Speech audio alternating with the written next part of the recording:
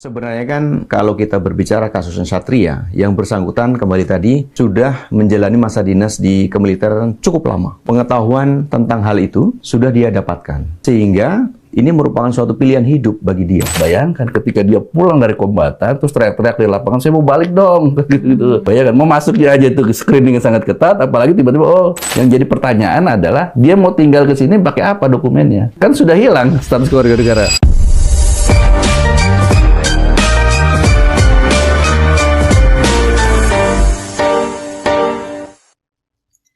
Halo sobat semuanya, senang sekali kita dapat bertemu lagi dalam podcast WhatsApp, waktunya hukum menyapa. Kita akan bahas satu tema yang ini menyangkut isu yang masih hangat diperbincangkan oleh publik.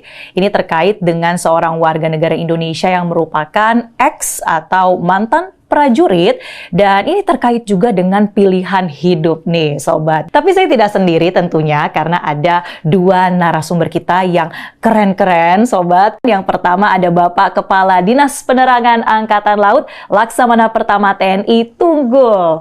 Pak Tunggul, apa kabar? Alhamdulillah baik Mbak, terima kasih. Dan selain itu juga ada Bapak Dirjen Administrasi Hukum Umum, Pak Widodo. Selamat pagi, apa kabar Pak Widodo? Alhamdulillah baik Mbak Marcel. Tadi seperti pembukaan saya, Bapak-Bapak ini membahas terkait dengan sosok bernama Satria Artakumbara yang juga sedang ramai diperbincangkan. Nah, saya akan mulai dengan Pak Tunggul. Apa yang diketahui terkait dengan rekam jejak dari Satria Artakumbara? Terima kasih Mbak Marcel. Pak Dirjen? Ya. Jadi kalau kita berbicara tentang Satria Artakumbara ya, berkaitan dengan rekam jejaknya, tentu saja kalau kami dari Angkatan Laut berpatokan mulai dari rentang waktu dia masuk, mendaftar, dan berdinas di Angkatan Laut. Kemudian setelah sekian waktu ada peristiwa atau suatu kejadian yang mengakibatkan Satria ini diproses secara hukum militer. Kemudian sampai dengan batas waktu tertentu, yaitu pada tahun 2022 dia dinyatakan disersi atau meninggalkan tugas, kemudian diputus dijatuhi hukuman militer pada tahun 2023. Nah, semenjak titik inilah sampai dengan sekarang yang bersangkutan ini menjadi bukan lagi prajurit TNI Angkatan Laut, tapi sudah menjadi orang sipil. Demikian Mbak. Ya. Oke, karena memang tadi yang meninggalkan tugas, tapi artinya kan udah hampir 20 tahun nih Pak, menjadi anggota TNI sebelumnya. Harusnya sudah tahu dong bagaimana aturannya, bagaimana disiplin militer, sudah ada betul. Pendidikannya ya? Iya, betul Mbak Marcel. Jadi, di dalam pembinaan kami, TNI Angkatan Laut terutama, pemahaman tentang hukum disiplin militer, itu sudah diberikan pelatihan secara periodik. Periodik, berarti terus ditegaskan ya? Betul. Apalagi yang bersangkutan ini kan masa kerjanya sampai dengan dipecat itu kurang lebih 19 tahun. Artinya dia sudah memiliki pemahaman tentang itu. Tentang itu. Mulai dari dia, kita sebutnya yaitu mangkir, yaitu meninggalkan tugas sampai kurun waktu tertentu, kemudian waktu berjalan, sampai dia dinyatakan disersi. Disersi pada waktu damai, karena memang kita tidak sedang berperang. Begitu, Marcel. Jadi statusnya sebagai anggota TNI gugur. Dan kalau kita bicara soal motif, Pak Tunggul, ini kan motifnya yang ramai beredar di publik itu karena persoalan ekonomi. Ada kebutuhan secara personal.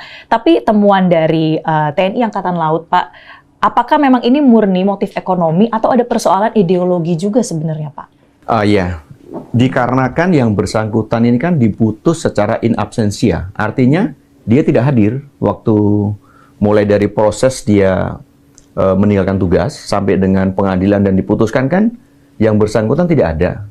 Sehingga konfirmasi-konfirmasi keterangan yang seharusnya kita bisa gali kalau yang bersangkutan ada, ini tidak bisa kita laksanakan. Nah, sejauh ini memang latar belakang yang menjadikan yang bersangkutan itu akhirnya meninggalkan tugas karena memang dari gaya hidup ya, gaya hidup yang bersangkutan itu cukup hedon, sehingga dia terlibat hutang yang jumlahnya cukup besar.